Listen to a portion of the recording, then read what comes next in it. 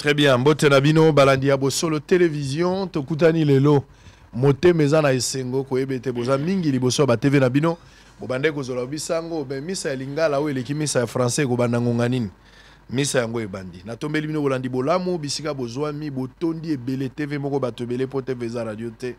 Nabituka ndenge na ndenge bisiko touti na lisala na bumba na bongandanga na engonjo na kondu bato ya nani ya yeimbo topesi bino mbote bato ya kote ya nani timbiri na pesi bino mbote place pozali me bandeko ya Goma bandeko ya Kalemi Isiro bandeko ya nazoko ya kopesa sumbote te na bandeko ya Bukavu na pesi bino mbote bandeko ya Congo Central Songololo na pesi bino mbote bandeko ya Lufu nazako ya Lufu soki nzambe abateli biso na makasi na ye dans un avenir très proche peut-être dans une semaine sauf imprévu na Rosala na Lufu bata Lufu bozela sango azako ya to kotambola Congo Central total à moi babilo ka mike potoloba mutu na muta sala musana na ye journaliste a okende o ya moni ya lobby soki pe politicien sepelité au sali plainte eza libre muta ko pexo azate soko moninga la beti au plawa au sepeli na ngote en tout cas ko tuna pe avi na ngaite oza la possibilité moko ya goya soit oye ko sala droit de réponse to pe so droit de réponse eza ofele na ba timing obiso lobby mais soki pe sepelité au moni ke lokola oza politicien lokola oza ministre to oza député to oza bourgmestre to oza gouverneur au moni ke yo ba ko critiquer yo te yoza ministre olobi ke yo bako critiquer ote soko estimer ko kende la justice en tout cas oza libre ko tuna ba vie na bisote ko kende na yo so ba bengisi biso to kende répondre chacun doit jouer sa partition o yaza censé obongisa mboka abongisa mboka o azali censé ko tonga nzela atonga nzela o ya ko contrôler exécutif a contrôler police kanga mutu na mutu asala musane police ko batela bato na biloko na bango armée azo protéger intégrer nani ba frontière na biso nyoso place ezali azo défendre intérêt à territoire mobimba mutuna muto sala journaliste akoloba en tout cas mutuna mutatika na rôle nae pasteur ateya bato asesak basala ya bango yope mutongenda kofunda kende pe kofunda oya yo chacun a na rôle nae biso pe so babengi biso toko kende toko répondre za pe droit na biso donc mutu mo bangisa muto azalite na pesi bato no sombote place bazali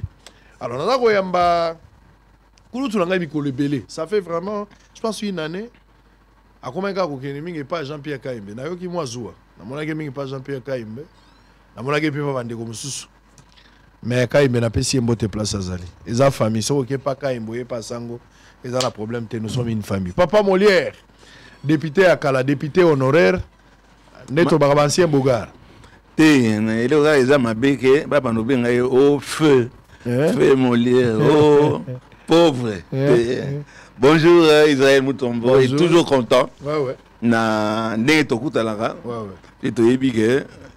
Il n'y a pas que la politique, il y a aussi le social. Oui, il y a le social. Puisque la politique c'est fait pour améliorer le social. Exactement. Donc, nazo sekanga imogowa ndengo pesa batuyo sombote. Et n'a remarqué ba chaîne mingi comme il a capé bazabula na mouvement wana te na sela ngo témoignage to banda ki ngo donc boluka et loko msusu bon wana kama libanga na bakeliyo merci de me recevoir parce que makamnaza nango ya koloba comme on dit en français merci de me tendre le crachoir. Il n'y a pas de souci. Et la Robaka, à vous. À vous. Allez, à nous et à vous aussi. Plaisir partagé. Tous allez en direct. En tout cas, pas ce qui ben. Donc, qui a dit qui ben. On se demande vraiment s'il y a un commandant de la ville. Je qui dit Mbalimbana, pena dossier non musouana, mais oh, batumo indek kotumo langai. C'est infernal. Alors, tout ça, on a moins en novembre. Mais wado comme en décembre. Et Gozala, Ndenge, Nini. Et comme si ça ne suffisait pas, dame la pluie, amitié, balabala, on n'en parle pas. Mais embouteillage, Ndenge na komiawa, pas na okomawa, na sali 2 heures du temps. Pas na okomawa. On commence à se demander, il ne faut pas tout banda komata na moto. On a mis na matara moto petit on a ça vie aux déstabiliser donc mais c'est invivable et c'est un échec total. Alors on va parler de ce problème. Les cambouis embouteillage la ville à Kinshasa ba image que vous allez illustrer hein on a Précieux va sélectionner quelques images et embouteillages aux Anakatia ville les loyo les bosses là qui sont embouteillage il y a quelque part de filmer ce qu'on a minute n'a pas téléphone ils ont 5 surtout filmer pour embouteillage il y a partout même les bosses banda qu'on a biso embouteillage ezali tant que Makambwango est bandit, en fait, aux alara déjà dans moi bambouteillage, dégradation à Banzela et Bani Makasi. Après dégradation, on sent l'inefficacité étatique et à contrôle et à l'état sur terrain. Namona dimanche, moko Bouenazaki en a ville, gouvernement national, provincial, Bayokani Babité, bazo organisé, évacuation, en fait, circulation à Batou selon les heures. Baché de 5h à 10h, baché liango sens unique, mais baché de 15h à 22h, toké pe na sens unique. Balobiso baché yango, makamunyo soane go permettre batwaken. Bazu ba policier ou bazo kengela wana, ou ba sala musala, $10 le jour. Obi que police na biso pour ba futa batou, l'état futara d'abord difficilement. Mais pour la première fois, ba honorer quand même enveloppe, ba opé sa policier $10 le jour. Donc si l'opération va durer 100 jours, le policier aura $1000. Combien de policiers ba batien en place? À part bango bazape na commission mususu ezawana, il y a 5 pères au opé sala musala. Bango pe ba ozwa $10. Donc ce qui fait comme $20, wana ezana no ya bato balabala, o ya ba konzito ebité. Tu as vu cette opération? Il y a sens unique. Il y a une ville comme la nôtre, où on a presque 20 millions d'habitants aujourd'hui. Une ville où ils ont la route T. La route Tika les Zaka, la route ya Minene au Kabila Tikaki. Tolo Balokola, la boulevard ya Minene. Na baso moto au Tshisekedi Asali et Sil. Mais na Kati, la route est allée sous-souter. La route secondaire est se couvre. L'État a eu première décision. Deuxième décision, tant à Monique, on est en Moli Malamouté. L'État continue sous studio. A créé le commission de conseil des ministres. Il n'y a pas que la politique, il y a aussi le social. Nous sommes dans un système social. C'est ce que tu dis là, c'est social. Oui.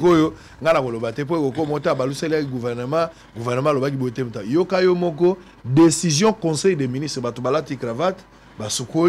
porte-parole na bango pe azali. Ils ont fait quand même quelque chose. Boyoka compte rendu. Moko ya ba idée. O ebimi na kati. Peut-être que c'est pelisa ba congolais na zana intérêt à koyoka pasi. Mais za makambo na bango. Botala nanu. Boyoka yo moko fungola ka lito yoka décision o bazui. Tokei.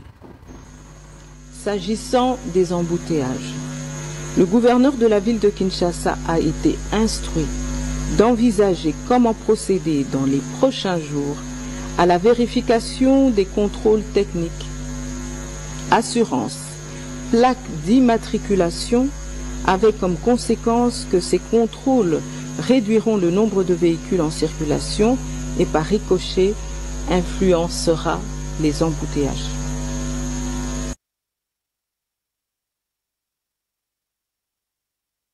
Soninde ezanga bozangi eloko kosala ba caisse na bino eza vide et comme yo ba contrôler ba assurance à la veille à ba fête awa, hein, c'est ça le but. Ce n'est pas pour désengorger, ce n'est pas vrai. Bazo lukambongo. Ba tous na mbongo te. Bango bazawana bazana ba MP ce qui a combien? Oh lobby ba policier. Je peux dire que c'est faux.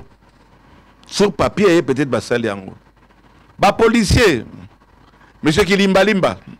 Mon général, mais pas policier de Bazawapi. 8h, 9h, Bazate. Bazala balabalate, pe balembi. Oyebi Sokoto, la soda. Sokoto wana moi na moi ndenge za kobeta o supporter Sokoto na ba bot da bango wana, banda ba aero baza kotia bango. Attaque camionnette moko ezole kata ko pesa bango ba mai ba komi okima.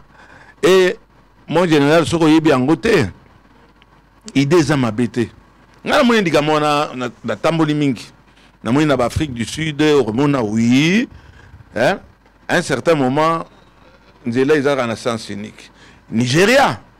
Nzela izara na sens unique. Pourquoi batu baza ko banga. Baza ko banga l'état. So na mekindengo yo ekusimbate. So na mekindengo yo ba okanga ngai. Mais awa ba taximen ba banga izu selo komoko. Ba mituka n'en parlons pas. Ba mituka présidence ou la ba plaque ya rouge wana. Hein? Sans cynique pour na bango ezate. Donc on dirait l'état. Pas on dirait l'état azate. Wana nyonso eza conséquence. Il y a une incompétence. J'espère que ce n'est pas une injure. Sauf que c'est injure on a retiré. Mais il y a incompétence notoire qui est bino. Bateau, il y a gouvernement provincial. Vous-même, vous êtes déjà impayé. Hein? Que nous surveillons, taxe, il y a mis tout cas au mois de novembre. Bossa la bouclage comme si cela ne suffisait pas. Et des Nibe Kobino que Bakamata c'est complètement idiot. Il fallait le voir dans le sein de l'autre sous-souté. Puis aux Andes, qu'on ridiculisait Bango. Alors, oui, moto, à Kanisi, à ça, les locaux, le bien la cravate, maman, Talabasuki et tout. Mais c'est ça, nous allons voir. Décembre, exemple, aussi, alors, généralement, la mois de décembre, tu as réalisé la mois période où il y a fair play, aux police. Ensemble, là, gouverneur avait tout le monde qui est en Argentine, tout le monde qui est en Kimbuta, surtout comme la période de la fête, la police a tracassé, tambola. Mais dans la minute, même la police a dépassé. En termes d'effectifs. Police Azali, Azate. Je dis bien police Bazate. Il y a 1 heure du temps, 2 heures du temps, Balimoui. À vous, Bazate. Les policiers, Baza plus peut-être à détachement, peut-être Baza pour autre chose, mais sur terrain, Bazate. Il y a aussi un problème de motivation, un problème d'équipement aussi. L'État a se laissé faire pour une période et créer comportement aux hommes inhumains à mis sur Abatou. L'État est quasiment inexistant. Alors, il doit y avoir des solutions. Il y a des députés quand même. Il y a des députés. En tant que député, un ancien, tu dois quand même avoir quelque chose à proposer. Bah député, bah idée yaki mingi. Tout ça là qui paye, bah proposition, mais quand l'application ne suit pas, quand le gouverné n'a pas peur de la sanction, quand la sanction n'existe pas, quand le vol n'est pas sanctionné, quand le détournement, on trouve ça tout à fait normal. Nous sommes un des seuls pays au monde Moutakamati à Ibaki, un voleur, Fakwa, à côté Namakala, Wanabimi Namakala, Nambongo à Ibaki, à Kamati à Salifeti, Nakati à quartier, à Bengissi, Batignon, Sofiske, Sogni et Zaliso Souté.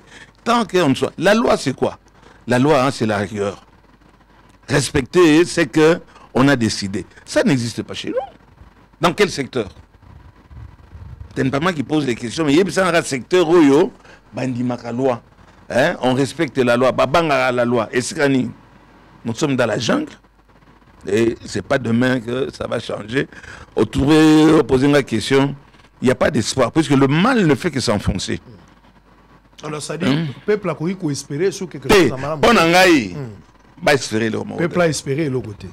Donc il faut un changement, il faut peut-être aller encore aux élections, peut-être ça quelque chose, mais il n'y a rien à espérer aujourd'hui, selon vous. Éviter, au moins jusqu'à preuve du contraire,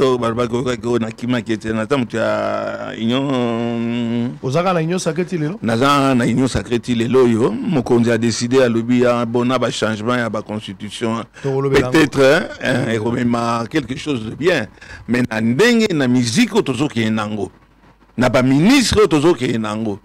Na ba chef de la police, de l'armée, de la Kinshasa, de l'intérieur. Il n'y a rien à espérer. Donc, on vit au jour le jour, au lieu, aux 8 Vanda. Tozo le la situation à côté nango, tout dans l'insécurité, Koulou ne zobuna vit au sud de tout le monde, dans la quartier sous les lots, ils ont invivable en termes d'insécurité, place à Ochalo Koulezate, même namo Koulou ne zobimnama. Et à côté, police Azali, bazo violé, tous les jours, dans la situation, il y a sécurité. Chaque jour, dans le Congo, dans le rapport, il y a bateau, côté là, babouki, bandaku. Et ça devient une vie, surtout que yo, ça la apologie, même dans la télévision. Namoni, mon commandant de la ville, dernièrement, il n'y a pas de problème dans l'Aïmoko. Il n'y a pas exposé, il n'y a pas la loi, on a la loi exacte. Diriger, c'est prévoir. Nous tous, nous entendons à ce que la manifestation est aux engatés. Et aux engatés, parce que les gens ne sont pas contents de leur social. Mon général, au baba les autres il y a d'assassinat quoi na ba poto mitwa kuta kolongolango ezalakate Israël mutom ba tandeli bango tsako ba pine bana ekenena ba barrière bati. Et mon général, il dit que on peut s'aider des bateaux, on va faire des munitions. Mais ils vont s'en servir pour brûler. Longolango, Sengambongo. Namoni bache ba barricade, longa na Willery. Quelques barricades. Barricade na Willery, namoni barricade ici quelque part, hein. Ils ont échappé. Barricade, au soldat, mon aniwana, a baillé déjà. Aza même na Elambo ya Mboulate. Et comme ba fongoli lo barricade, au pays 500 francs au côté. Embouteillage, ils ont continué. Moussala ya Punda. Et pourtant, l'idée n'est pas mauvaise. Mais Zabino bato union sacrée. Bino ne bato gérer Mbokale. Non, biso so ba konzi. So ne biso ba konzi. Enfin, bato ba benga ba konzi. Ba konzi o bazana na likambo yo. Ne biso ki na tala mon général. Azala pe makasi maboko makasi wa yang wangyu. Luka un moyen. Israël Mouton. To bandi na ukala. On descendait sur le terrain. Si si. Ba caméra ezawana. Na kamata même bato na ngana tia na la kisaka ba konzi. O bazako bebisa ide wana ya sens unique. Mawa, généraux, ministres, bangon ba les premiers aux homonales. A gangeli moto, ba soda na ba kei ba fongo li barrière à l'équipe yo lobanine. Ça dit selon yo idée à sens unique, ba biloko bazuya ba contrôle, ya plaque d'immatriculation, assurance tout ça. Pour na yo idée za bonne selon yo. Non. Pourquoi le contrôle maintenant? C'est ça mon problème. Pourquoi maintenant, puisqu'ils sont fauchés, il n'y a plus d'argent, alors ils créent des taxes. Quand on crée... Mais idée à sens unique à certaines heures, quand à Google, t'as un Nigeria, et ça les maca. Et ça va place pas de la pésalie. Il faut avoir d'abord... Si vous n'avez pas de route. On continue. Bambo Rakawana, Romona, plaque d'immatriculation, nombre pair, et l'équipe père. Même la Chine, Basala Kango. Puis c'est Tozali envahi par Bamituka. Au moins, Baké, Chineng et Tony Awa. Donc, courage à Okamataba, le Bib. Bamituka, autant d'années. Bakamatango, Balongolango. Mais on va déjà diminuer une grande quantité, au moins 20%. Bamituka, mauvais état. Et Zali et Tondi. Oh, Bagolier Sabatouné, non. Ce n'est pas pour autant que... ça là gagné, il faut en règle. Donc, Idemoko, excusez-moi, c'est une Idemoko abattaré, c'est pas une injure. Il y a des Américains. Papa Molier, Ozalaki na Kabila. Ouais. Vous avez travaillé avec Kabila. Oui, Makassi. Vous travaillez na Kabila, AMP, Makasali, Tshisekedi derrière comme président. Otiki Kabila, Olandi Tshisekedi de côté na Union Sacrée. Oui. Tu as été qualifié de très très haut, l'obité n'a assumé choix nangai. Na côté na Union Sacrée. Les lots ont regretté Kabila par rapport à la gestion, mais nous si les lots ont pas la gestion.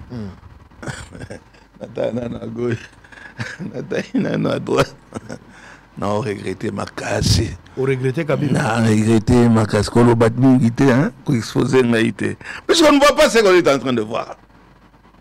C'est trop, c'est pire. Un gouverneur de la ville de Kinshasa, comment il s'appelle Mumba. Monsieur le gouverneur, peut-être aussi on l'accepte à bon point. À bon point. Mais il n'y a rien. Devant l'hôtel de ville, il y a des trous. C'est quand même pas croyable. Devant chez toi, tu ne balayes pas. N'allez où mais n'allez pas pouvoir. Mais tout cas, qu'il faut sauter. Et ça, l'homme qu'il faut, à la place qu'il faut. Quand on va nommer des responsables dans des partis politiques, on peut prendre le plus grand idiot. Et soit dans un parti politique X ou bien Y. Bâti wana, oignon, c'est ça, conséquence, il y a choix.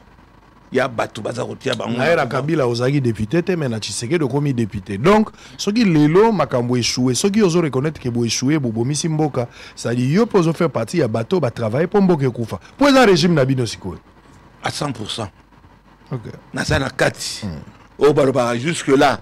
Donc Narine Garande Tikali. C'est vraiment makambo ezao bimakuna. Au soit disant Ozagi Kosala. À Sony et n'a que trahir et sika n'a pas quitté c'est n'a sala quitté mais vous allez Sony à Koloba et maintenant ça sera pire parce que la plupart il y a des députés on a des députés nommés biso wana toujours qui est une assemblée aux homona et c'est là qu'il y a kotonda côté yo omoni opposition Kotoyo, au moni, majorité. Mais aujourd'hui, dans l'opposition, il n'y a personne. La voie est libre. Nous suivons la voie de son maître, c'est tout. Il n'y aura rien. Bah, cinéma, honorable Nembalemba, théâtre traité ou quelque chose, une bêtise qu'on avait dit par Mbosso. Mais bah, bêtise, c'est pire que ça. Et qu'est-ce que vous croyez que vous allez trouver Nakati, il y a assemblée. C'est pour ça que, oui, je suis d'accord, pas d'angaï, même Makambazo, il a changer la constitution. Il faut faire quelque chose. Moi, une vidéo, Batangi Kombo à Balthazar, Nakati à Perchoir, peut-être. Balthazar a quotidien dans l'Assemblée nationale, mais ça c'est grave. Allez, Kolobo, les Akombo, hein. Kolobo, Kolobo, mais Kolobo. Kolobo, comment on est besoin de Kolobo? Prononciation. Et la prononciation, mais Balthazar, Balthazar, est-ce que Balthazar, il fallait pas ça la même mention, pas paraphraser. Ça prouve le niveau, il y a assemblée actuellement, Bilo on est sérieux, tous à retraité. Justement, on va parler de cette assemblée. Mais avait un échec, oso reconnaître que Bino Union Sacrée. Oso reconnaître.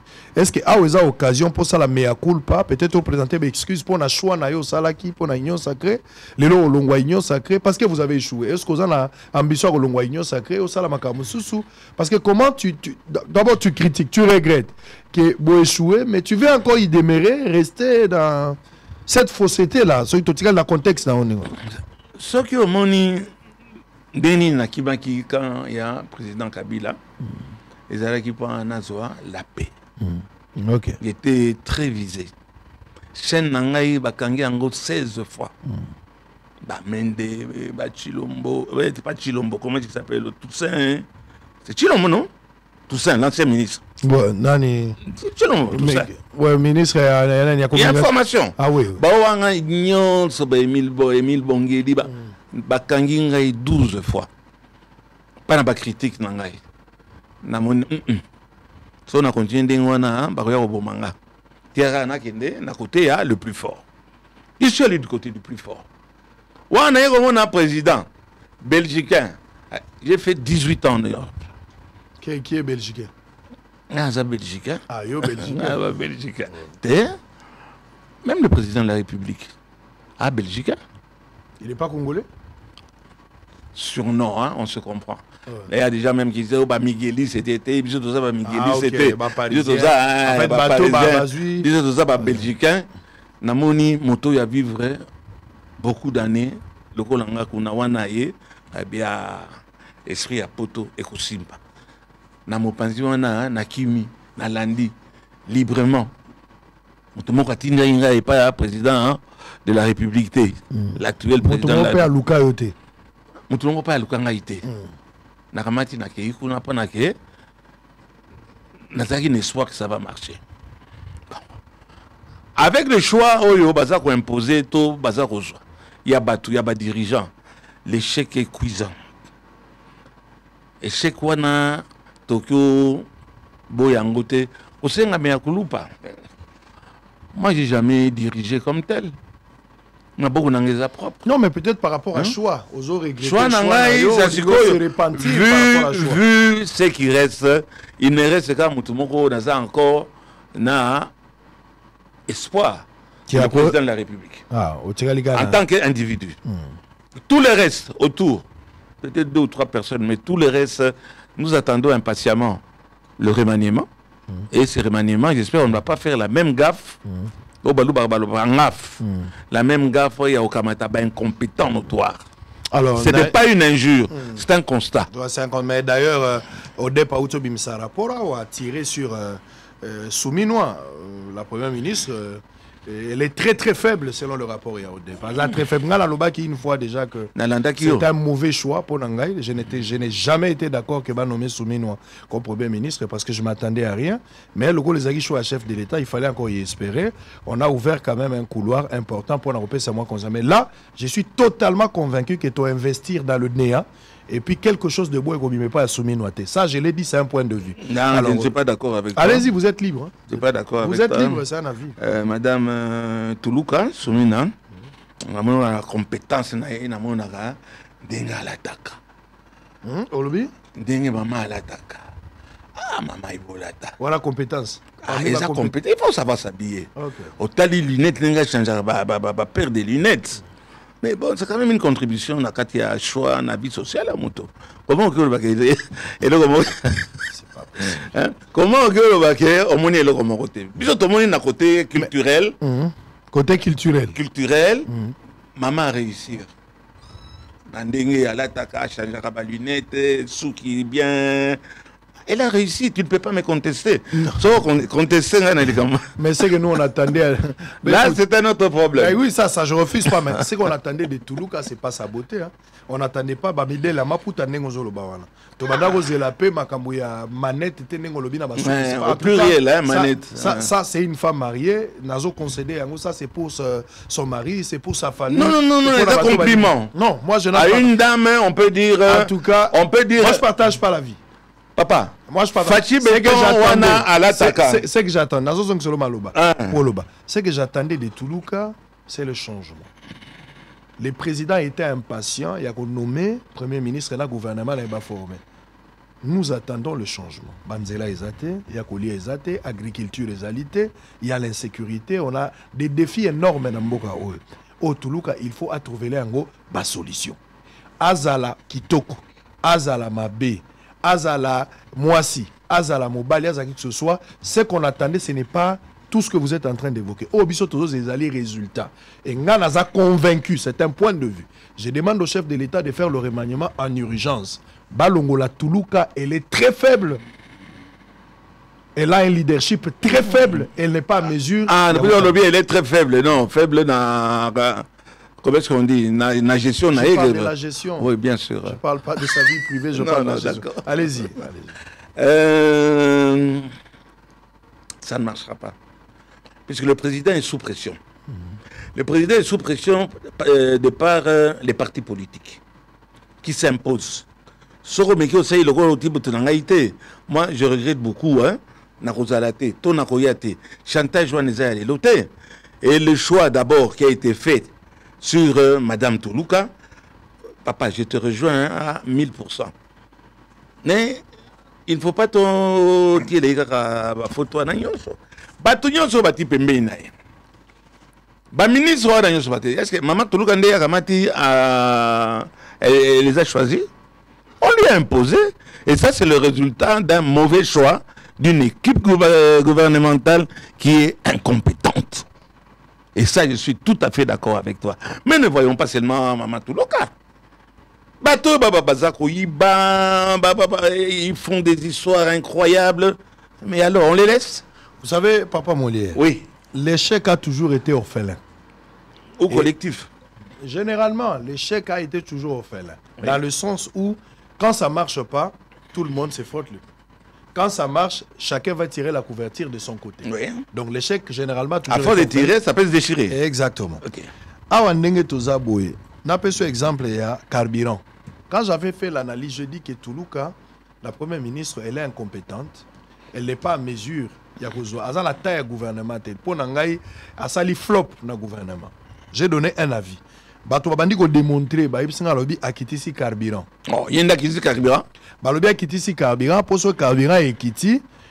Carburant est impacté n'a pas besoin ba bien première nécessité. Oui. Tout le monde a biloko ekita. Les constats sur terrain. Oui. Ba denrées alimentaires nyonso eza yakomata. La place ke kita eza yakomata.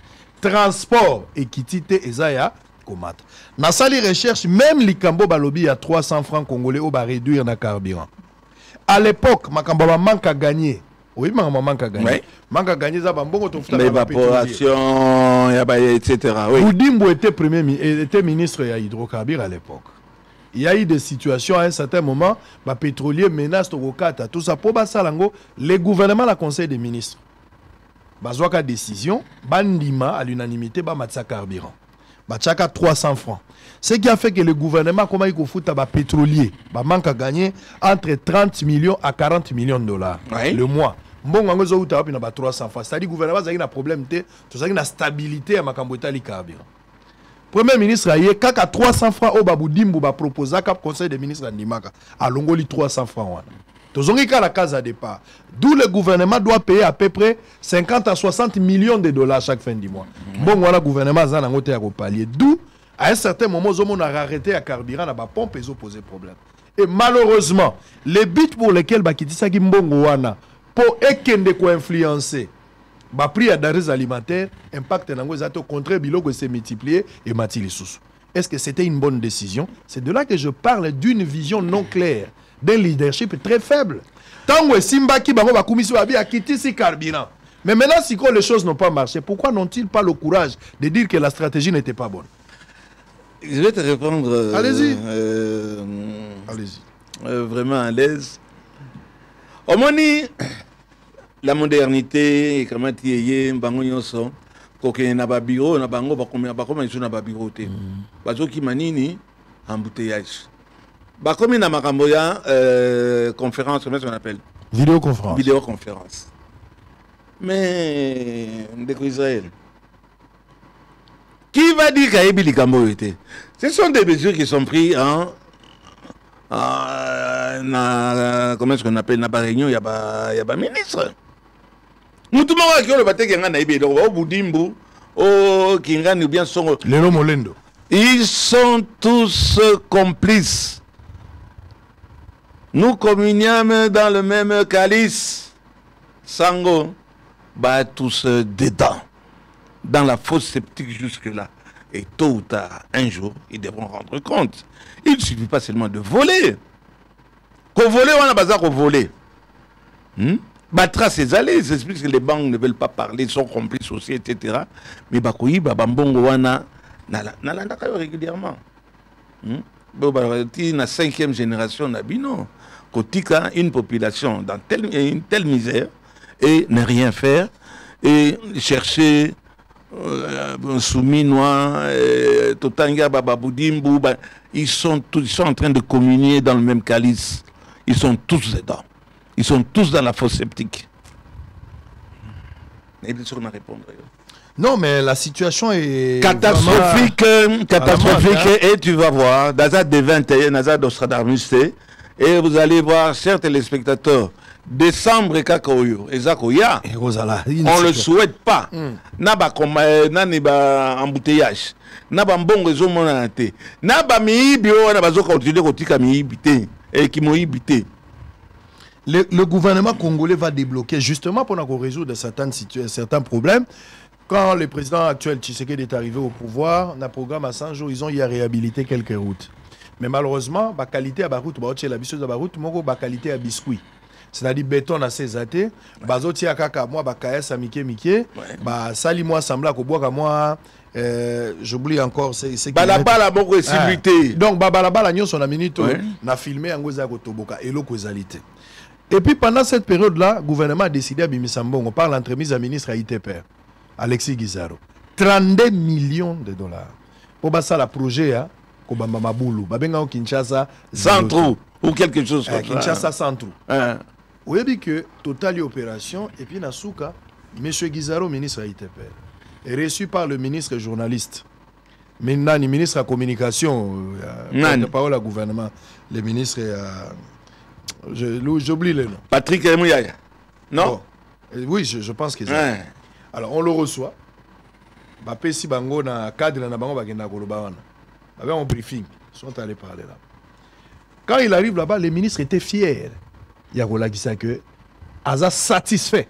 Le travail de Salami à plus de 70 à 80%. Le travail est exécuté.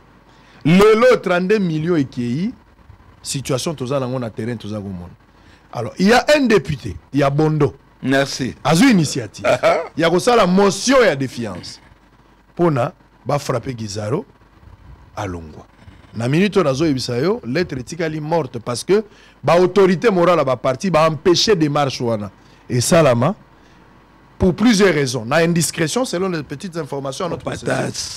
Au-delà, il y a au-delà, il y a comme tu l'évoques, mais il y a aussi un autre problème, semble-t-il, que ce qui a abîmé et Kozala, Sony pour la Union Sacrée, il va sortir par la petite porte et puis ça y est, Mounia Moulenge, Azo représenté quand même tribu Mokobaza minoritaire, le gouvernement risque d'être taxé de tout le monde. Vu dans ma Makambouana, ma préférée l'ongwana remaniement, ma l'ongwana petite porte, ma pékisi député, à Sala Moussala. Isaro. Karabino Bato Union Sacrée. Oui. Et c'est la même chanson qui continue. Dans quel sens? Oh, te ba pesi ba mot d'ordre, ce n'est pas vrai. Mongo itambolaka. Tu vois, quand un député est déterminé, nanouana, il y a quand même collègue. On allait voter, on allait voir si ça allait passer ou pas. Donc, Gizaro, il fait zonga, les sous-sous. Mais 60%, il y a des députés dans l'Assemblée. Il y a la majorité, il y a l'Union Sacrée. Nangambo, Moutimoko, Azate. Aux hommes, autorité morale, Akuna, Chinarambo, a commis à fond. Balbi, Mougon, Pesa, etc. Mais, Nana Rozong, ça y a un problème en bongo. Avant chaque faute, enveloppe est au tambola. Mais il y avait quand même, Bamocho Moussou, soit enveloppe tamboli. Oh, Mouto Yaram. Comment il est? Nani, qui bat ça? Mais enveloppe est tambola qui? Nazakuna, mais nataka qui est nasuka atambo tapesa mais ekende wapi na benza qui était mais na ba intervention ekende wapi lo mon côté mouyaya mais excuse-moi Patrick Lekinanga et tout mais toujours sentir yote hein so les amis mo logo la mende o malanga aya vous savez dans makambo ya constitution na boule na yenga zokanisa. Voilà un ministre et à communication. Ici, le président voyage, on n'est pas au courant. Le président Saliba, on n'est pas au courant. Naba couloir, nabango, basa, koyiba, kambongo. Patrick Mouyaya n'a évité qu'en tant que ministre de la communication, en dehors, il y a la considération personnelle. Moi, j'appelle ça une incompétence notoire. On ne sent pas qu'il y a un ministre de la communication. Il n'y a pas. Alors, bon, Gezaro, Bolinga, bon, ils ont continué. Mais protégé de l'Union Sacrée aussi. On a l'impression, c'est comme qui est de l'Union Sacrée, excuse-moi, qui est de l'Union Sacrée? Gezaro, Azam de l'Union Sacrée? Asala qui est de l'Union Sacrée? Dès que l'Ukelanga, nous babilo ba pasteur ou anamisatou, l'Ukelanga, allez-y. Asala qui est en tant qu'allo bakazana l'Union Sacrée. Bisoto bundi pour le problème est l'Union Sacrée, Zaki a ma kofa. Pas na okwesa mabunda. Ba Gezaro wana nyonso bazala ki wapi wana baye komona bazana ba entraîner bango bazwaka bambongo etc. Gezaro abunda ki mkoloni ni na kati ya Union Sacrée bambongo ya ba chantier mutusu ezaki na régie des eaux portés disparus mais ils sont toujours là, c'est toujours les mêmes qui sont là, une répétition et ça même photocopier kaka ya makambo ezoleka. Si tu crois encore ou bien vous qui croyez encore à la politique de ce pays, non. Vous avez sur un espoir. Non, exact. Alors, on va suivre quand même quelques hommes de Dieu. Je ne sais pas ce qu'on va analyser. Tout à la Dalo, tout à la Racheté Lusanga, tout à la paix Marcelo, homme de Dieu, lecture Nabango, par rapport à ce qui se passe dans la République démocratique. C'est pas bien, il fallait gazer la caméra. Marcelo, à Balinante. Mais. Azupenan fiancé officiellement. Au moni, quand ça a Facebook, réseau social. Oui, à Balinanoute. Pas terrible, hein. À Balinanoute. Ah, mais c'est un petit mon. À Balinanoute. Merci pour l'information. À Balité, on a confirmé que Marcelo, en tant que responsable de l'église, à Balinanoute, a super fiancé officiellement. Mais à Kataki, c'est le cas, il y a célibataire. Nga kutu nazo encourager ndabala. Nga la lingia tika la neta pote, na lingia ndabala. Tu auras un compagnon qui va t'accompagner toute ta vie. En fait, c'est biblique. Quelque chose. Et puis, là, c'est proposé que déjà, sur la ligne, dans la parrain, dans une expérience, il y a Bolingo, il y a Libala, il y a Sikazo Kota. Donc, je peux parrainer le mariage, il n'y a pas de problème. Allez, total, la Poto Zonga, Toye Banane, Papa Molière, on vous accuse aussi d'être. Aux jouer rôle, il y a hypocrite, aux jouer rôle, il y a chauve-souris. C'est-à-dire. Sacré, où il y a Kaka pour battre la intérêt à Bilo Konayo. À part il y a intérêt moi ya kité polinga kimboka tolinga ki vision Tshisekedi yango mona suko yembelié oh lololo oh lololo para baba papa papa bara maman papa il faut tangango oh yo yembaki boy oh lololo oh lololo nani oh lololo Oh Chilombo talandenge yobo mimboka ndelo ko yembaki yangwana. Alors que yoza na kati ya union sacrée. Moto il faut pas melaye hein, des lukusa. Olobaka Chilombo kuno wanga na ta. Na senga video na ndako na cha na TV. Oh bon ngana wanga ni. Soko zo ndima te to cha. Ngana wanga ni. Bata Fayulu ne ba composer. Boni droit d'auteur na kamata na futa droit de composer mais yo yembi yango. Et qui ngana mutu boni papa yata yo yo zo ba cholo ça peut te passer comme ça dans la tête. Non, comme ça ndo luka game yo zo nsinga. Game wana ndenga pele yo yembaki olobike. Chilombo. Na wanga ni de toi Chilombo talandengo yone mutu yembaki on papa moli ezanga ita. Dala mutu mwa mimi ngaye pa Chilombo azate.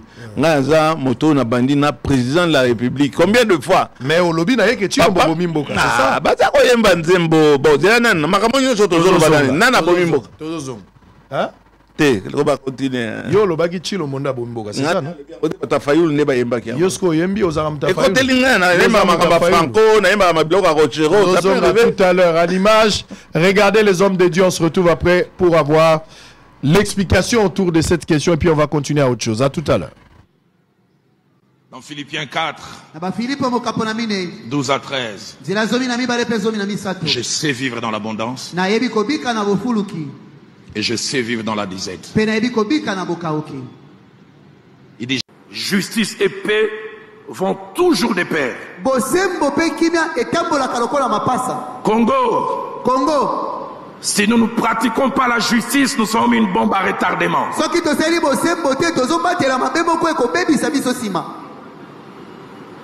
En 91, puis 93. Pour ceux qui étaient un peu plus âgés comme moi, il y a eu le premier pillage. Et les Occidentaux ont appelé ça la révolte des casseroles vides.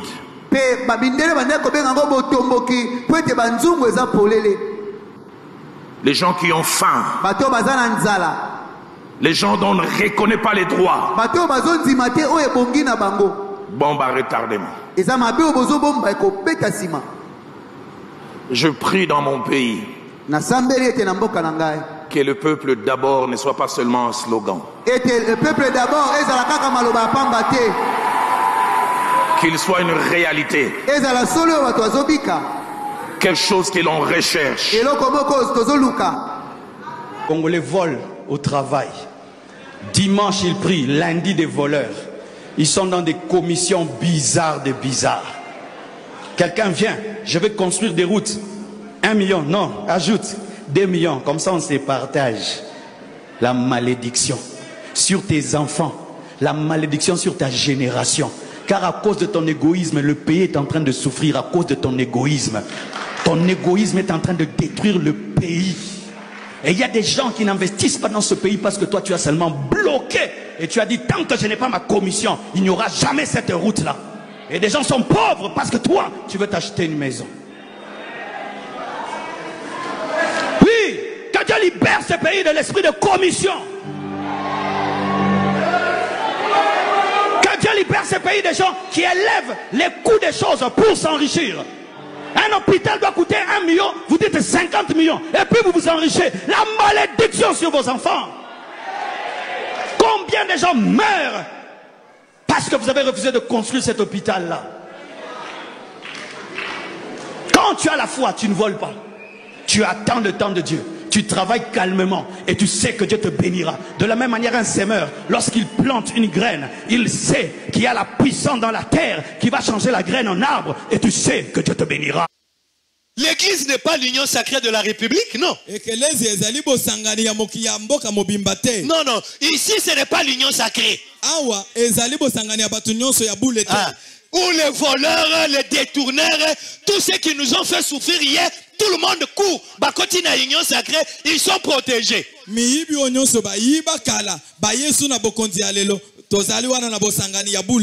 les fossoyeurs de la République, Ils sont allés se réfugier dans l'union sacrée. Après nous avoir fait souffrir dans ce pays. Et nous continuons à souffrir. Mais il va dans l'union sacrée, pas ici. Tu dois te repentir. On les a pardonnés. Vous maintenez le peuple dans la misère, vous allez dans l'union sacrée. Et dès que vous arrivez là-bas, vous êtes sanctifié. Vous êtes purifié. Là-bas, on dit non, vous êtes devenus des saints. Ici, on ne vous sanctifie pas. Répands-toi de tes péchés. Vous devez vous repentir, vous devez mettre vos vies en ordre. On l'a dit, pasteur, Batomboki. Ma farceur. Non. Ma farceur, je m'assume. Non. Bon. Démontrez-moi. Ah, là, d'accord. Hein? Oui, Bato Misato. Zanan. Naï Bango. Bango Misato. Tous les deux premiers. Voilà. Oyo, Namoni Mingite. Bon, alors on a l'ongola, combat à farceur. Ezali, théâtre, comme disait Mbosso. Mais Bino Bato, Tala Bango Nyon Sondenge Constitution à Bango Ezali. Constitution, tu l'as changé. Yo batwazoro ba ezansin bazalango ba mitkanine ba tambola kanango banani bayambaka l'argent volé par les gens de l'union sacrée. Mais ce sont les pasteurs. C'est pas tous les pasteurs. Tous les députés. À partir du moment, c'est pas grave. On est en train de généraliser. Il n'y a pas de règle de ça. Allez-y. Exception. Sans exception, allez-y. Batonyon soyo bakine koiba, bakine otika mbongo wapi. Mais chez les pasteurs. Dîmes. Chez les prêtres aussi. Oui, là aussi, il y en a qui ont reçu des jeeps. On a vu les Prado, de quoi. Ils ont sorti à corruption. Tout le monde est corrompu. Dans les églises, les gens qui vont chercher la foi, la vérité, la délivrance, tout ce qu'on veut. Mais bah, ça a dîme. Bah, comme tu as dit, oh, bah, pasteur, bah, zolo, bah, wana. Bah, quand l'église, bah, même pendant 1 mois, 2 mois, bah, ça dimte. Mais bah, recouvre, bah, m'sou, bah, romi, bon, parce que bah, ça, vivre, na, bah, bah, sal, na, bango, wana, mine, ne, wana, bah, ça, sala. Bah, micro, ya, mine, ne, ya, kitoko, bah, zolo, bah, dango. Bah, m'sou, ce que tu as bah, ça, les a climatisés. C'est avec quel argent? Il y a peuple. Des politiciens, des voleurs. Batouanande bazako tongi la bango. Oh mutusu na moni na liboso awa. Dalo. Apôtre. Bon, moi aussi je peux me réveiller demain, je me fais appeler apôtre. Où est le problème? Je ne sais pas qu'il y a figuier ou bien nini, non. Mais bon rotonga basalo wana za kosala. Eza utawapi. Mais toujours au Congo. Des présidents de la République azo pesi mbongo belé. Oh, Kabata église, baza osala na croisement ya Chaumba, mais on dit ça ya yeba kamati baza otongela yango, azo tongango na nini okanisi nini. Na mbongo ba miyibi baza okina kotikela bango. Toza koyoka mingi koyoka non, na fongoli enveloppe na ngai boye, na moni ba yeko tikela nga dime $50,000. Dime $50,000, mais zongi sango. Mais bazo continuer, bazo kozwango. Donc pour moi, je ne veux pas dire que tous ce sont des charlatans. Il y a des hommes de Dieu. Il y a des gens qui prient. Mais oh, les hommes qui ont pignon sur rue, bango nyoso. Yé dalo, bongo sangai ke azumbongo plus autant que ya Chilombote, il y a président de la République té. Fachi béton. Mais régulièrement zo kango. A fini président de la République il n'a pas insulté. Bon, d'accord, à critiquer. J'enlève Kofinga. À critiquer. On a critiqué qui? À critiquer le président Lobini. Il faut remettre un bon soko yibaki. On vise pas quelqu'un. Moteur bozako loba. Yo yaka saso yako lapa lai. Obi mutuana o yo tang obi mutuana. Soko liambon on a été. L'argent sale. C'est ça qu'on trouve dans beaucoup d'églises. Alors, Bino, Union sacrée, il ne faut pas y avoir slogan. Il vous a dit ça. Union sacrée, il y a conglomérat, il y a Batoubaï Bakambongo, dans la grande majorité. Alors, moi, tu assumes. il y a toujours un coin. Puisque je n'ai pas géré. Je n'ai jamais géré. Non, à l'État, quelque part. Encore moins, il y a 10 000 dans l'église. Mais oui, au Balobia, qu'on a union sacrée, est-ce que ça le coûte? Ça le coûte? Mais bateau, quand vous avez tonga, bango ne va pas faire bilan, bon, pas na botonga. On joue maintenant avec le mot. Qui est papa wana bim ça le bité? Le président de la République, non, le président de la République. Monsieur Félix Antoine Tshisekedi, nan nazwa dim na été. Dim ya mon diminae. Ah, pe dim ya ngozani, dim balobara 10%, hein. Dim ça vient de 10. Avec ba palin. Na ba mitu ba zo tamala wana ngolo badine. Et où tu es pas ya bandimia selembao. Il y a des frères qui travaillent. Est-ce que d'abord, peut-être que vous imaginez que le président a 10 000 belé. Le salaire à président, il a combien pour estimer 10 000? Mais, on a d'accord pour un changement de la constitution. Il y a bien modification, pardon. Mais ça existe dans la constitution, qu'un président de la République a reçu 820 000 $ par mois. Oh, il y a Longwa, le Sinarambo, 540 000 $ par mois. J'avais dénoncé ça. Maman Olive a bien ça qui ngaï. Et papa Molia. Tu sais que le balikamona a combo ya mobile nangai. Bakoma a bien ça ngaï. Tu solo lit to vandi. Il y a maman Olive en Azakaka, Azabien. Ouais, na ibitse ko ko etsa kite. Oya ba ya rutina na maloko. Na maloko. Oui, maloko. Yakala. Mais Azan est bien, c'est l'information. Bon, bisous sur Facebook. On est na Congo central à Azagina. Oui. Sinon na kyo au contraire ça soit Mikolo Nazande et pas maman Denise Nyakero. Comment est-ce que pas maman Denise? Non, finalement il change facilement. Mon cher Mbisi Landaka. Et si quand on se sentir bien de na okende na kamata na se retrouver bien mais sango yo lingini na kota un père ou bien père mourir pour rien na kolanda pa na sali musala na ngai ba futika musala na ngai ba yokanga na ibate na kota na kesa l'état te moto akabeli ngai où est le problème na boya na kenza pas en piaker. Ça semble immoral, mais je regrette beaucoup. Ça se fait, tout le monde le fait.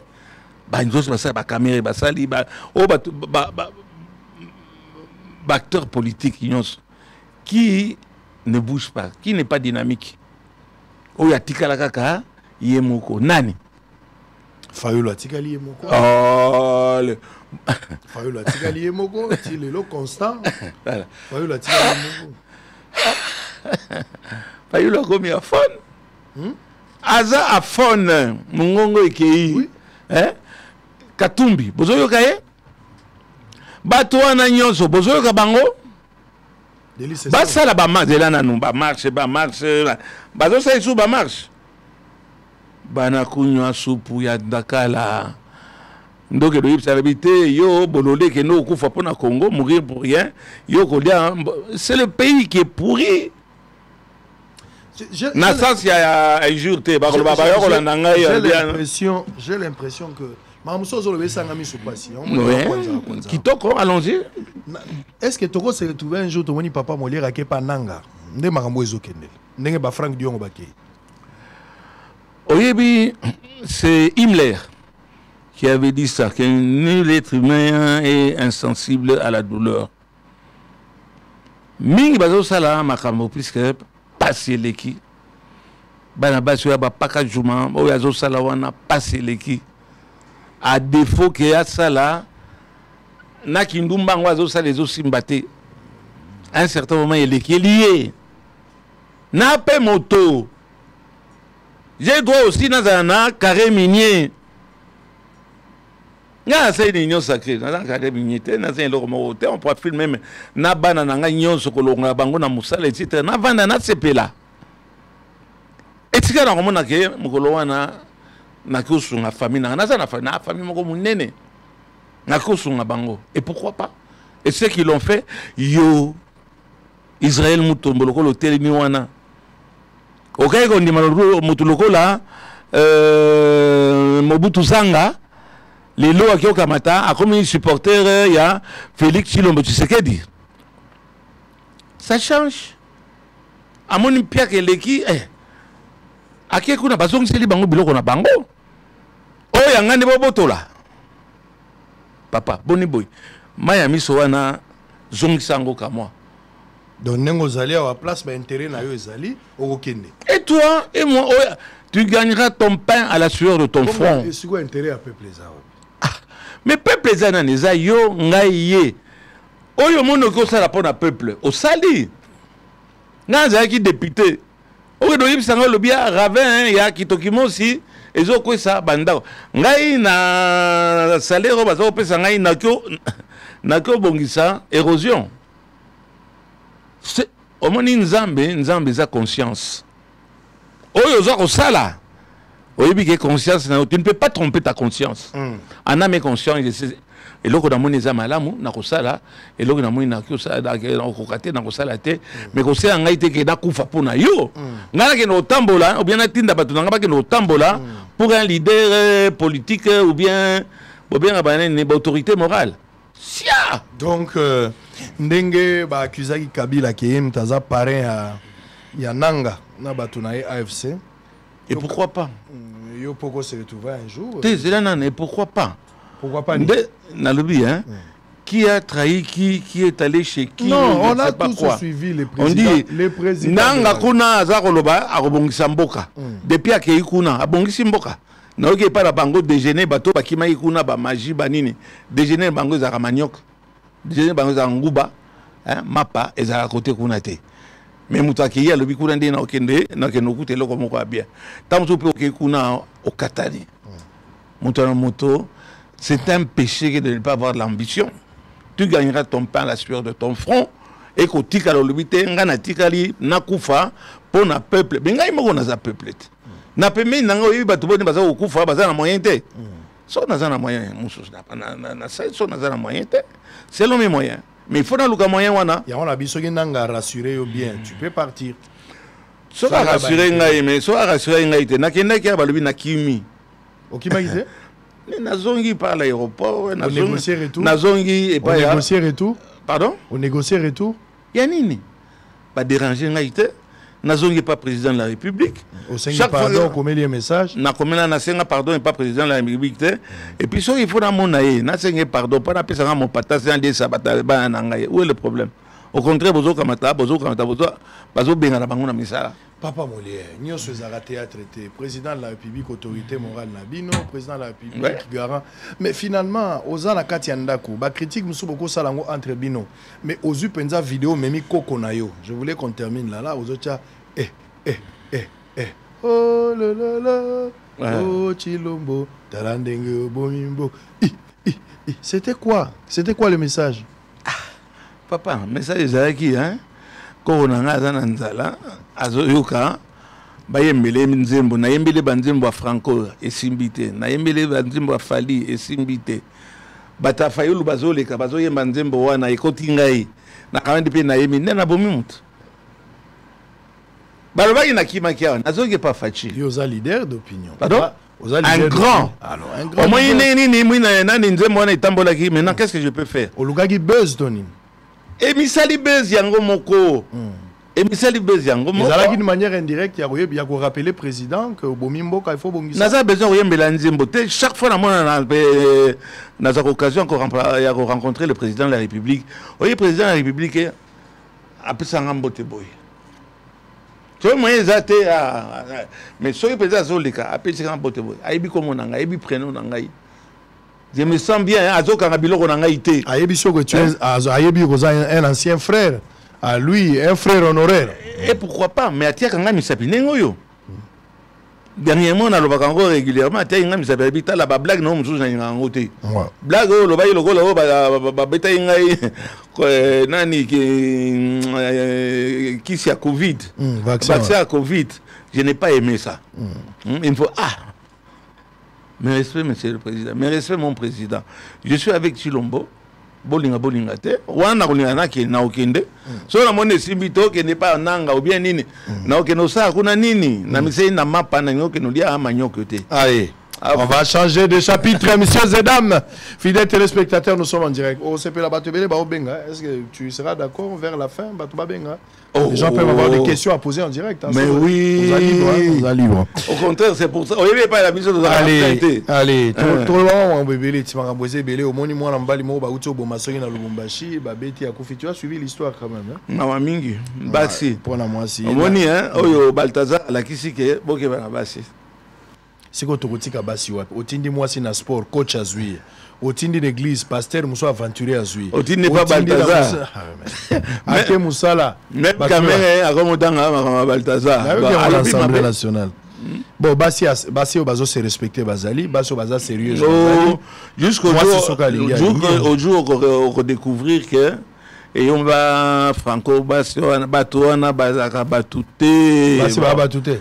Oui, ça bon. Mais on a la banne au bout de moi si Babato. On a le but Franco. Allez, Bassignon soit solo. Bassignon soit solo. Tous les respects. Bala Bassignon soit solo. Bao mi ibité, bao babou la raté. Après si binombote place pour Zali. Mi ibité, bao babou la raté. Les femmes qui se respectent, on appelle si binombote. Il n'en reste plus beaucoup, hein? Ah, bah, tika libarar. D'accord, oh, bah, rare. Bah, si on soko lingié, abiso tika l'angata na réfléchir. Bah, tika limuke. Pour belé qu'on a premier mi-temps. Soka lobika ka, tika na réfléchir. Yeba que vous êtes déjà en finale. T'es ouais à caler. Ça là, il peut avoir des réponses négatives et à la guerre. On doit réfléchir à l'obino peut attendre après vérification. Pour banda vérifier ce que ça makangu mususu azo vérifier biloko bele patiki mais alelo eza moi passe d'ailleurs olingi moi si ne bandeli moi si nazo ebisa binga la linga makasi na linga lokwa mukongo na nga muluba mais na linga lokwa mukongo okantsa lokwa na faible mais faiblesse te za ndenge na linga les respect.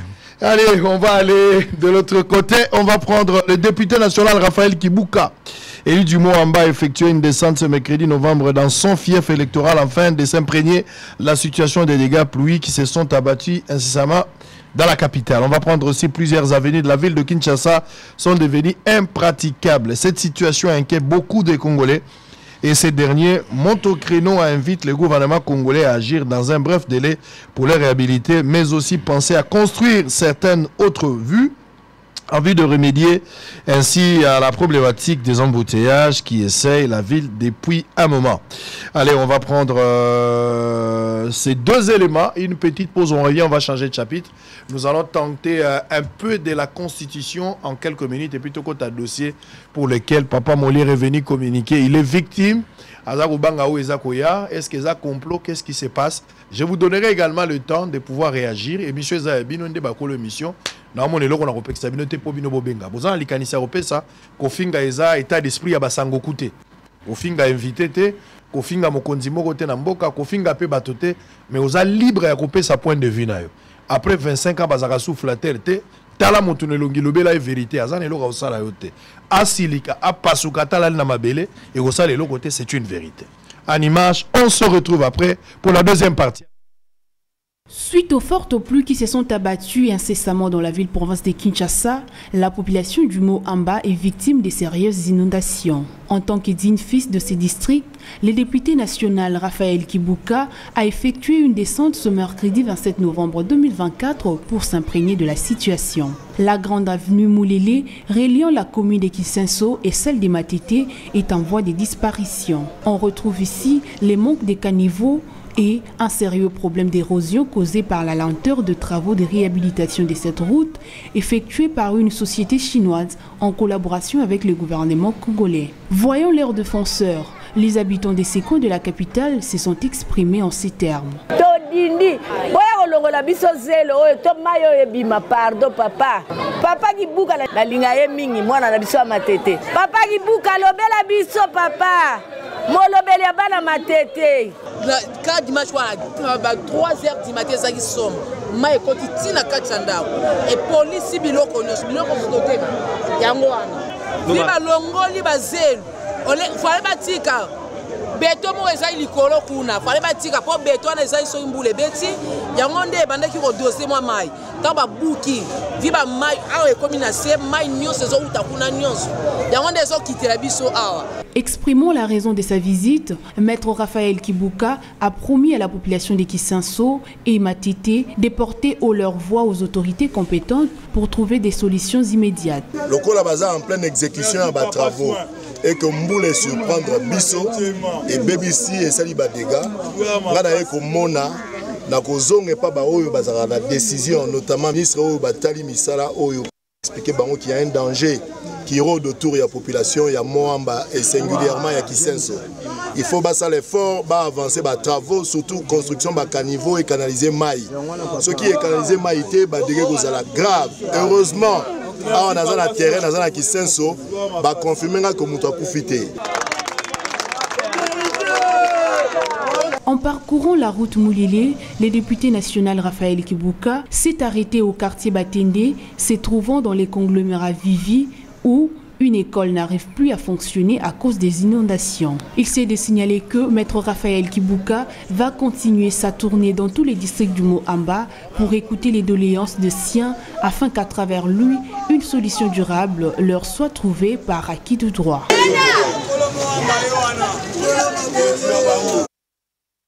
Malgré les slogans Kinezo Bunga lancés par le gouverneur de la ville de Kinshasa, Daniel Bumba, les sièges des institutions ne cessent de présenter un visage désolant. Plusieurs artères de la ville de Kinshasa demeurent dans un état piteux. De Kalimbelimbe, en passant par l'avenue des Libérations, Gambela, Rond-Point Force Publique, Éthiopie, Yolo Médical, Bongolo, pour ne citer que cela, le constat est très fâché. Les Kinois rencontrés lors de cette ronde déplorent la mauvaise gestion de la ville, mais aussi une négligence criante de la part du gouvernement central dans sa politique de construction de routes qui ne dure seulement que quelques années pour constater la détérioration de celles-ci. Les politiciens, ils ont un avion, ils ont un moyen. Est-ce que vous avez un Kinshasa ou vous avez un Rati? Pour nzela moyen te la place tozali boko poussa na ti liboso kuna ko koma na hôpital pédiatrique ya Kalembelembe. En tout cas il y a pas moyen lingwala pe centre-ville lingwala centre-ville nda coucher métal la décision bazui au sens unique et ça on la sens na tina te c'est important babo ça ba mabulu nyonso ya on des causes à embouteillage belé na Kinshasa mboko ba dijango boete jusqu'à présent attend tout le monde volonté. Attends, tout le monde a biso. Mais ils n'ont rien fait jusqu'à présent. Dans la tina niveau oyo. Babongisela biso nzela. Tozana posa babongisela biso nzela Kalembelembe. Kinshasa tozo dinda. Mais gouverneur tant de pouvoir à Kena Banda a memisi président Kinshasa bopeto mais atiki bosoto. Deuxième gouverneur yewaye aena Kinezo Bunga. Mais tala lelo Gambrande zali. Vice-gouverneur azali na lumona ngilingili. Et pas non le bosso tanda sundoli ya edi el tofutaki. Comme ici, au rond-point Yolo Médical, la circulation est devenue un véritable casse-tête. Un Kinois trouvé sur place interpelle les autorités du pays quant à ces. Alexis Guissaro soko tali niveau bandeko bazo souffrir bamituka batozo kufa mais vu la Kinshasa zangi mbongo te ou bien gouvernement central bazangi mbongo te ou bien gouvernement provincial bazangi mbongo te eza nini na ko interpeller DG ya OVD mais c'est nani Chikele Ntumba Chikele asa incompétent soki ezala kangai bacha kangai sika wana na se na démissionna. Il convient de signifier que le mauvais état des routes sont l'une des conséquences des embouteillages vécus dans la capitale congolaise. Par ailleurs, les décideurs doivent s'impliquer totalement pour résorber ces problèmes qui rendent la mobilité très difficile dans la capitale de la République démocratique du Congo. Allez, bateau Bazolanda Biso Bozana Kenge. Je salue une grande équipe là-bas, Taylor Nzonzi, depuis Kenge, dans la radio Coq du Kwango. Bazui relais à Bosolone, toujours les grands directs. Bandeko Mont Bleu, depuis Bounia, on peut Bazolanda Biso en direct. Dans la Canal Plus, Bazui peut relais la radio pour nous permettre de Balanda. Et puis, radio Lissala, Bazolanda Biso, Bato Baza, Ebele, Napesibi Nombote. Je salue également un frère qui est au Canada. Il s'appelle Didier Kayembe. Il séjourne au Canada pour un petit moment. Il est le seul que j'ai toujours appelé Didier Kayembe, le seul qui a le pouvoir de détruire et reconstruire par ses propres moyens. Allez, nous sommes en direct, Papa Molière. Deuxième partie pour terminer. Avant tout, peut-être m'appelle pour terminer. On a d'autres programmes. Likamba constitution. Batunyo ceci ba bendi déjà, namoni ba gouverneur ba lobby déjà, sangose tamboli, union sacrée bo décider bo changer constitution, révision bo lingi souté, beaucoup mis un changement à constitution. Vous êtes d'accord bo changer, vous changer pour nanine. Je vais te dire quelque chose, je n'ai pas téléspectateur. Allez-y. Oyebi constitution ezelo mokote ke o la muki na tongo o décider, o kanisi, o analyser, o développer et tout. La constitution ne peut être changée que par une seule personne. C'est le président de la République. Les canisi a changer la constitution et qu'on a président. Mais pour changer, en gros, ils ont président. Les canisi, ils ont là, ils ont boulé dans le carte de constitution. Initiative et qu'on a président. Voilà. Mais pour changer, ils ont été. Cambouté, appelez ça comme vous voulez. Nana a changé en côté. À lobby. Tamzouma ya moto. Botika Akamata a décidé et il va assumer. Parce que pas sur Batouazar au monde à tout point de vue. Et ça, il assumera. Quand il va dire maintenant, je vais changer la constitution, Boromona, Borozala bien. On n'est qu'obligé à suivre. On n'a pas le choix. Donc, sans effet, ça n'a aucun effet.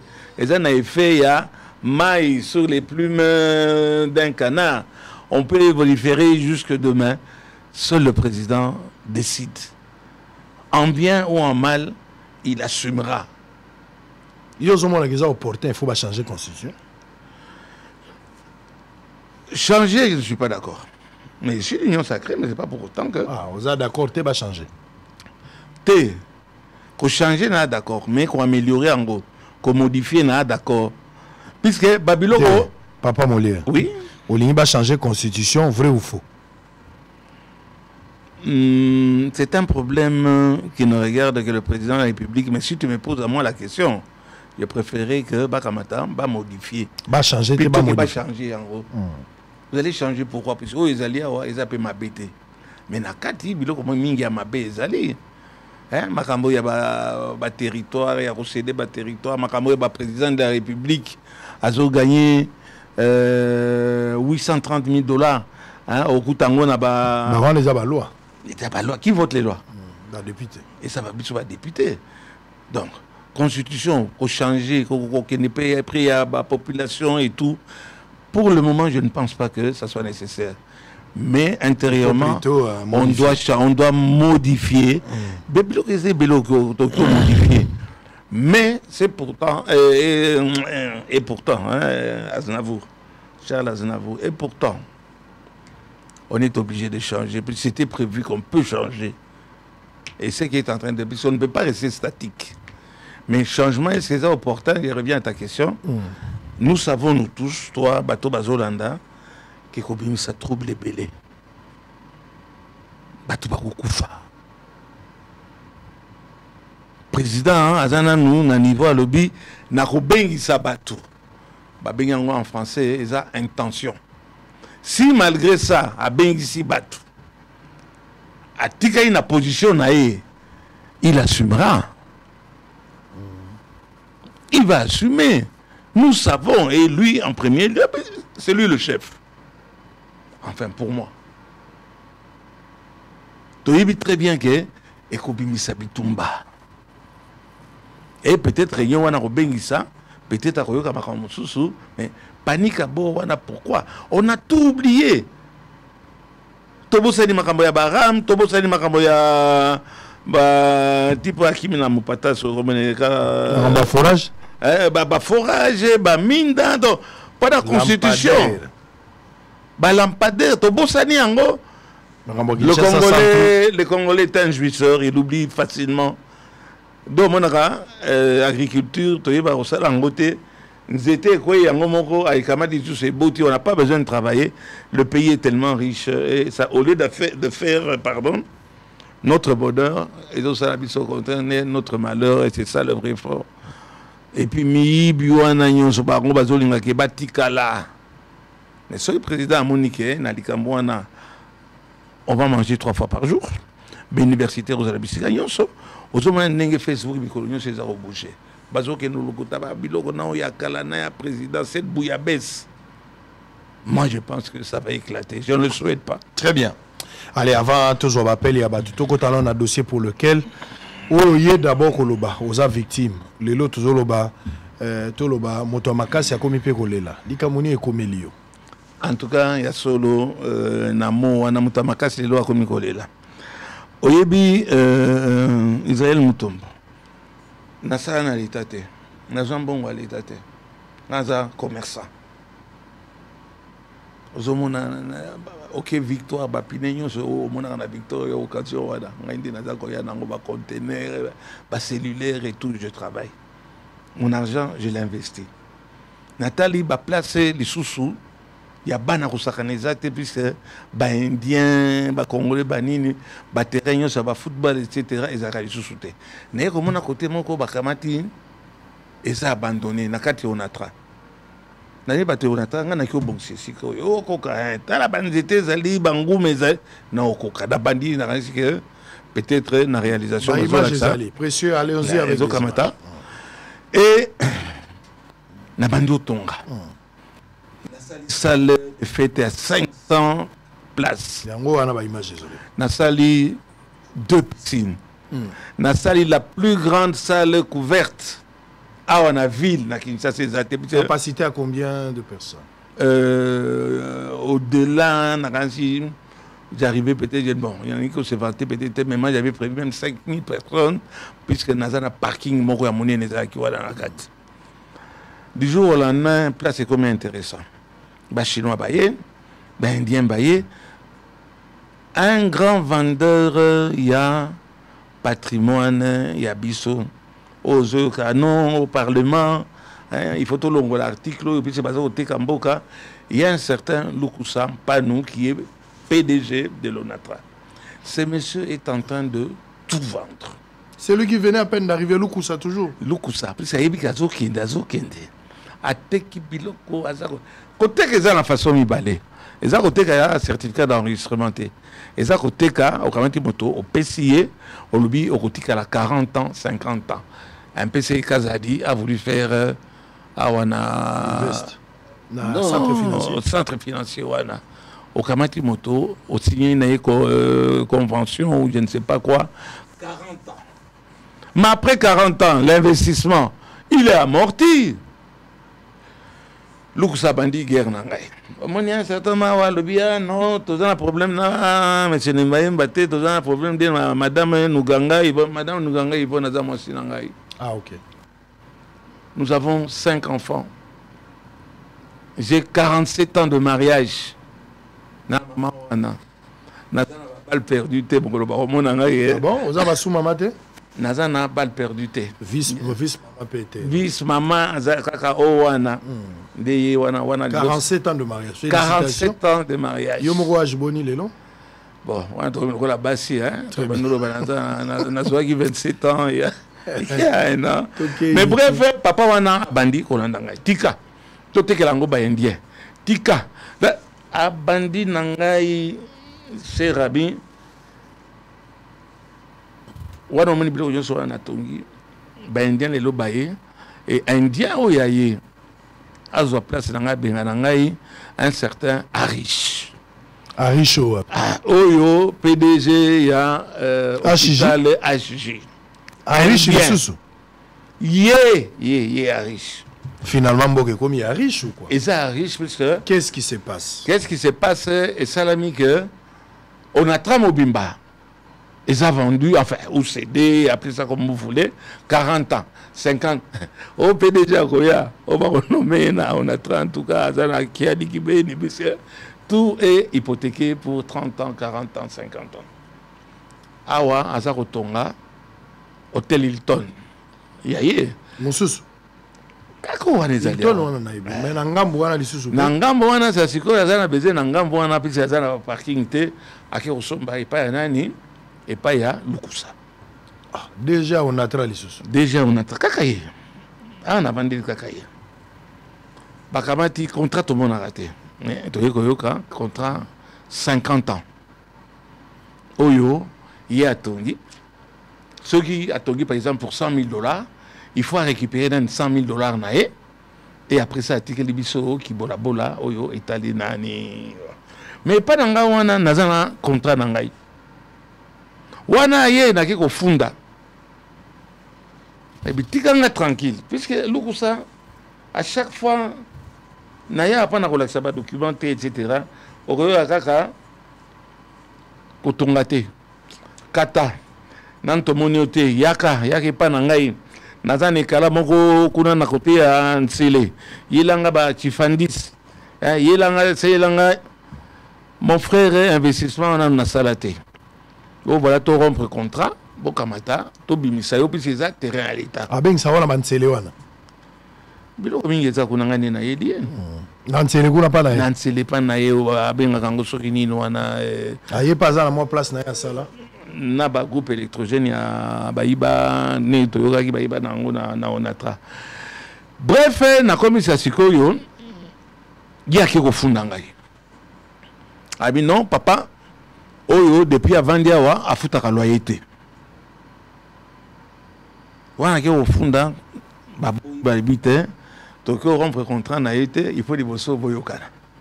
Vous devez aussi ça ba contrat nyonso ya votre signaki. Ngana sepelité na ki ko funda ye. À mon tour n'appelle ba confirmer les sous bokene ko yokana. To kamande ke to kende ko yokana atindelinga ba indien na minito na zo lobawa. Ba indien baza ko tonga. Ba indien baza ko buka biloko na ngai. Nakei epaya la police. Nyaki omona oyo papo comme on est yo général Kidimbalimba. Général bazo buke pa na ngai. Yako talo calmer puisque bitumbe bimi kuna. Yako tala makamondenge ezali namoni papa kwa nye moto asi asolola ki ye na lukusa ebisi ke nga na finga ki na finga gouvernement. OK, problème ezate. Na bengi maintenant nazala molaite bato basolanda biso na bengi Constant Mutamba le ministre, monsieur le ministre awa bazo buka bazo linga ko déguerpir ngai nanani ngai bina présidence depuis que la présidence akamataka a déguerpisaka batu Yana benga Kilimbalimba kinota nan likambo kuna qu'est-ce qui se passe? Kilimbalimba timi major moko boy ba beti major akimi. Ah nazoloba major azoib sanga oh non papa mon ler yaka hein pendant to kamata toyokana. Mais plainte nangai donne-moi encore juste 5 minutes. Allez-y pour terminer. Monsieur Jean-Pierre Bemba. Monsieur Jean-Pierre Bemba Igwe ministre du transport. Il y a transport, il y a secteur naïe. Iri Chazaro déplacé pour mon nango pendant ça la hôtel naïe na Katia port. Azo déplacé baraï. C'est criminel, monsieur Jean-Pierre Bemba. Montrez-moi les images, précieux. Hein? Bazo déplacé baraï. Pana indien akamata Atonga hôtel naïe. Bien, mais décision n'ingwana, ça ne peut se faire qu'avec la complicité et du gouvernement, et du ministre des Transports, et du ministre à portefeuille, monsieur Jean-Pierre Bemba, et Roya, Kosouye yo. Natindo Kakake, Soki Eza Makamana Lobi Eza Lokuta, Tinda commission, Baya Kota là, Baby non, papa Wana Zoloba, Eza Lokuta. Monsieur Boussa, Monsieur Boussa, mon ami Boussa, ministre, il y a portefeuille. Nous avons dit que nous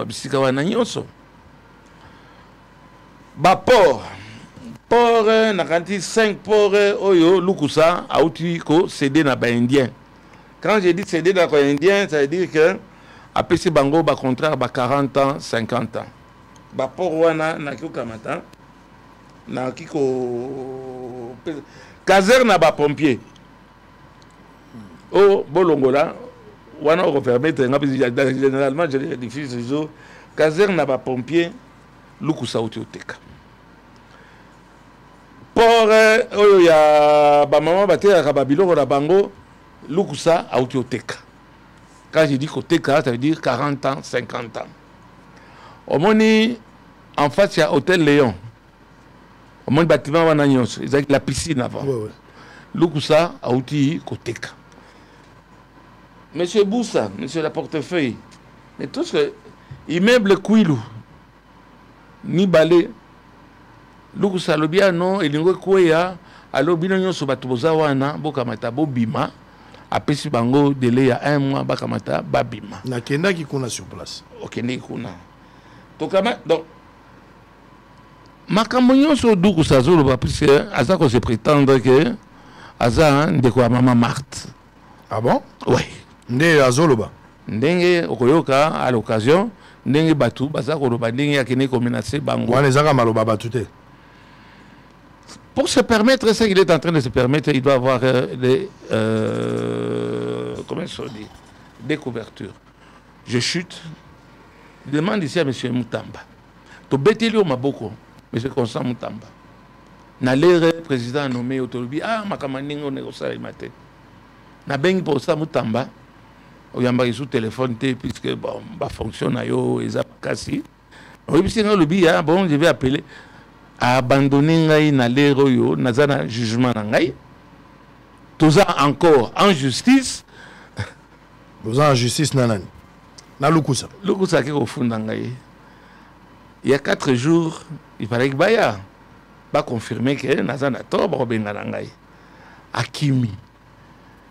Asengi remise. Il y a 3 semaines.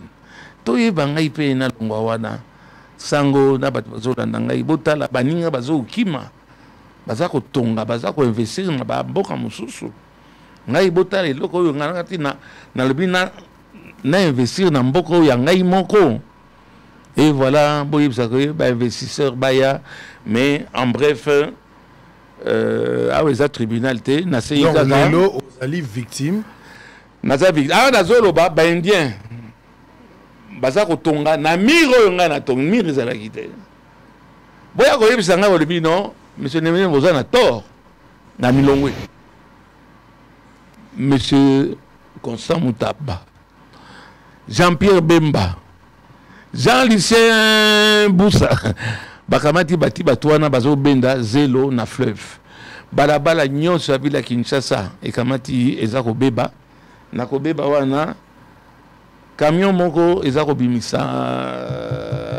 $300 ngokota makambo wana naloba nde makambo na ngai boya kotala est-ce que bakoya koya kobuka puisque ngai pe naza moto aliboma kama ndamba ba voyeurisme esila te soki nazwi bato yo monsieur Kilimbalimba oyo monsieur na epole mingi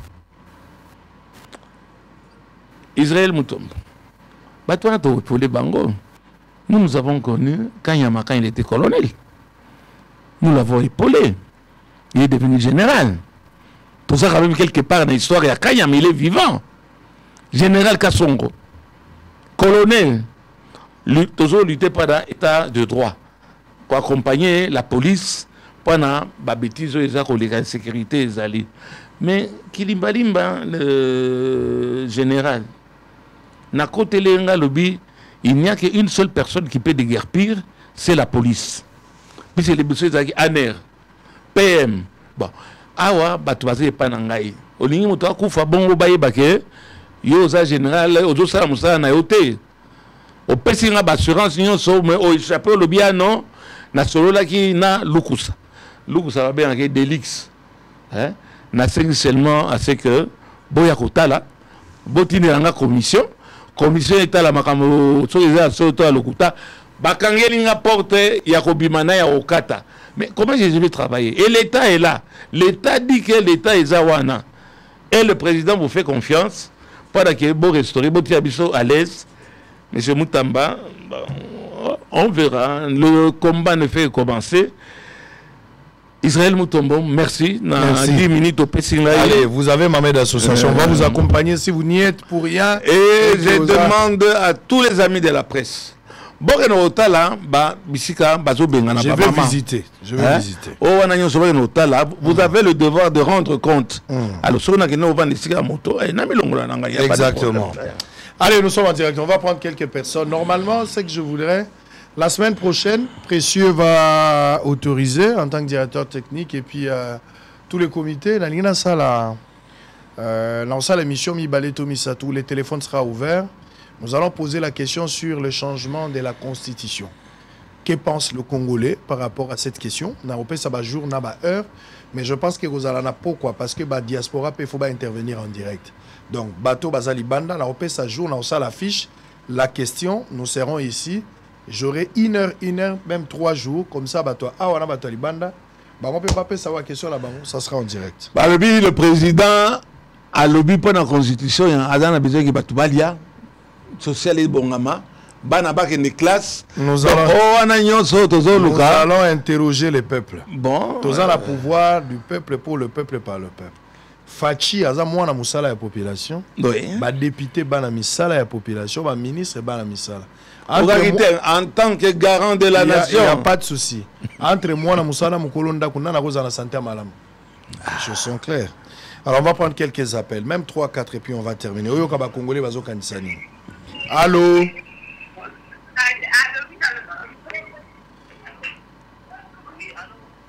Allô? Allô? Alors, s'il n'y a pas d'appel ou bien Bozoko Tabinono, vous ne savez pas ce que vous voulez dire, je serai obligé d'arrêter. Soko Bengi Opesi Kombo, Loba et Loko Yo Lingi Koloba pour la Makambo Nyostolobi. S'il n'y a pas ceux qui battent Bazo Wele là, je serai obligé d'arrêter pour aujourd'hui. Il y a 50 personnes sur la ligne. Émission Abisso et 50 personnes. Il y a pas mal de gens. Allô? Allô? Oui, monsieur. Monsieur, vous êtes en direct. D'accord. Je réponds au nom de Josué Diaguitokoulou. Allez-y. Je voulais savoir concernant les discours du président sur le travail, parce que lorsque madame... Bon, on va s'arrêter là pour aujourd'hui. Il ne faut pas nous poser des questions. Vous avez suivi tout ce qu'on a dit ici.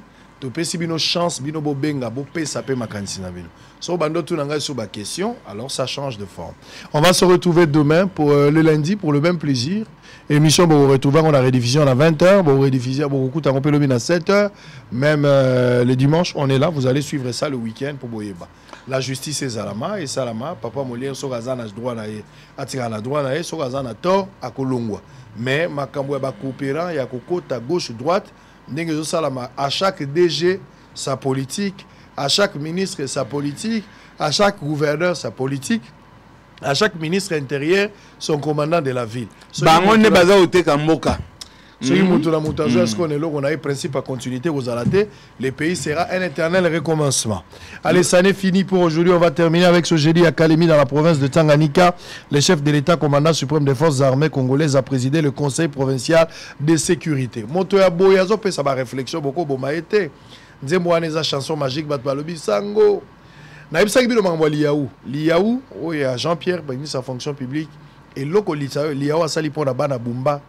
Stade ezalaki coexister te stade komaki mataba lokola couper ya moto pasuka mbala liboso depuis Congo eza Congo ba me mapelu synthétique na bumba bacheli bango bakiti na marko tala stade papa Molière tala stade to na bumba toza na bumba muto asali yango liaou kanaki bana bumba balingaka mboka boyete il a exagéré balingaka mboka boyete liaou oyo asali yango na mboka gouvernement te asali kaka na mbongo na ye alobite naza élu ya Bumba bato bapesa nga confiance na kotika bango na pesa bango talelo kwa pesi bango terrain synthétique tozaleka na Mazembe tozaleka na Lupopo lelo tokomi pe na Bumba championnat ko ubeta pe na Bumba terrain synthétique bongo liaou Mole batika ye asala musana ye boke okende kotumola ye ba ADN ba ADN de tongi sadwana batika mutazo sala musala liaou Jean-Pierre soki chaque province bazana liaou na bango. Ce qui chaque fief bakozala na liaou na bango Jean-Pierre, ça fera quelque chose de bien. En tout cas, félicitations. Félicitations. L'accès stade, l'accès papa Molière. Toi na Bordeaux, toi na Bumba. C'est vraiment. Toi na Bordeaux, toi na Marseille, toi na Espagne, toi na Bumba. Muto asali yango Jean-Pierre liaou. Sokazaki Lukusa Nasi a Tekindambo. Bosole Silio, Botala Bumba, Botala Pe, élément Souka. On se retrouve lundi. À vous. À vous et à vous. Merci. Voilà, monsieur le ministre, je vous en ai parlé. Regardez la cerise sur le gâteau. Voilà comment est-ce qu'on m'a emmuré par Lukusa, le PDG de l'ONATRA. Donc je suis emmuré avec cet investissement. Regardez, ça c'est ma sortie, ma première sortie. Je suis emmuré. Lukusa dit qu'il est de l'union sacrée, il a évité comme politique. Hein? Regardez-moi ça. Je suis emmuré. Regardez l'investissement. Ici, j'ai construit ce bâtiment à étage. 500 places. Les jeux pour les enfants, puisque tous les jeux, il n'y a plus d'espace pour les enfants. J'ai construit, j'ai un contrat. Hein? J'ai payé ma garantie. Du jour au lendemain, comme Agi, car il s'agit de lui. Agi qui est en train d'acheter, ici, et comme Nini, Jakarta. Ils doivent m'enlever. Ils sont venus, ils disent, tu vas voir avec Lukusa. Agi, il m'a reçu. Il m'a reçu ici à Lilton. Il m'a proposé, tu prends $100 000 ou bien Lukusa va s'occuper de toi. J'ai refusé, j'ai dit, je ne prends pas. Et Lukusa est en train de s'occuper de moi. Voilà mon investissement, avec mon argent. Au lieu d'aller investir à l'extérieur, comme tous mes amis sont en train de le faire, j'ai investi dans mon pays. Mais je n'ai jamais travaillé. Et ils obtiennent un jugement par défaut. On m'exige 520 000 $ et la saisie de mes histoires et le reste, le déguerpissement. C'est ça notre pays. Venez investir dans notre pays. Le président ne vous laissera pas faire. La nouvelle justice avec M. Moutamba. Je m'adresse à vous tous et vous connaissez ce problème. Il y a 3 ans, vous m'avez défendu quand vous étiez à l'administration de la SCPT. Vous êtes au courant de ce problème. Et voilà, jusqu'aujourd'hui, voilà. Voilà ce que j'ai investi. Mais je n'ai jamais fonctionné. Et aujourd'hui, les Indiens veulent me foutre à la porte.